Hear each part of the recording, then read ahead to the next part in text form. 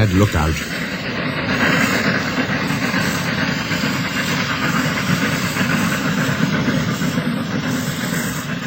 Renias and Skarloey were talking quietly to Culdee next morning when Duncan stormed up, followed by Sir Handel. "Hello," chuckled Renias. "Here we go." "I nearly came off," fumed Duncan. "Those coaches pushed me. The thing controller says they didn't. He says I kept a bad lookout. "We've no money to mend you," he said. "And if it happens again, I'll leave you at the back of the shed." "Why does he always pick on me? It's no fair." Skarloey said nothing. He just winked at Renias. "As you were saying, Culdee," remarked Renias, "you had 2 coaches on your trial trip. Do you ever take more? Now our line is so steep that we're only allowed 1. We each have our own. Mine's called Catherine. I know her well. That's most important." "Why?" asked Sir Handel. "They're only coaches." "Ours," said Culdee, "are something more. You pull your coaches, and you can see ahead. We push ours up, so we can't see. They watch the line for us.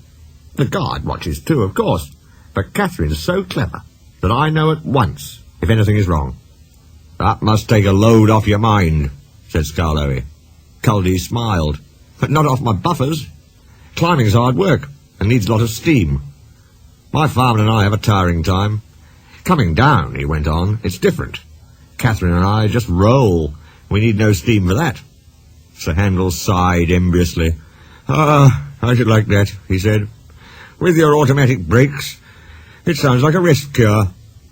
"That," replied Culdee, "was just the mistake poor Awdry made."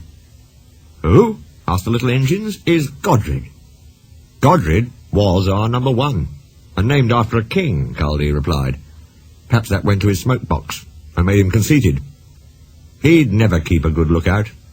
He'd roll down the line looking anywhere but at the track. 'You'll have an accident,' I told him. 'Pooh,' he said, 'I've got automatic brakes, haven't I, and driver's got his air brake. What more do you want?' 'More sense from you,' I said. 'No engine can stop at once if he isn't ready to obey his driver's controls.'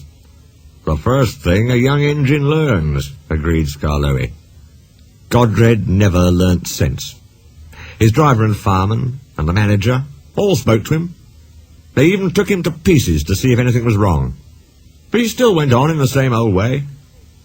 One day I was going up and waited at a station for Awdry coming down to pass me. As I waited, so it happened. One moment he was on the track. The next, his driver and fireman jumped clear as he rolled over.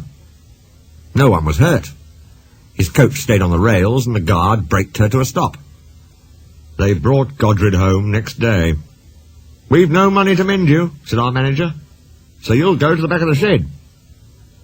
As time went on, poor Awdry got smaller and smaller, till nothing was left." What happened?" asked Duncan anxiously. "It's not nice to talk about," said Culdee. "But what happened? Why isn't it nice?" "Our drivers used Awdry's parts to mend us," answered Culdee mournfully. Sir Handel and Duncan were unusually silent, long after Culdee had gone home.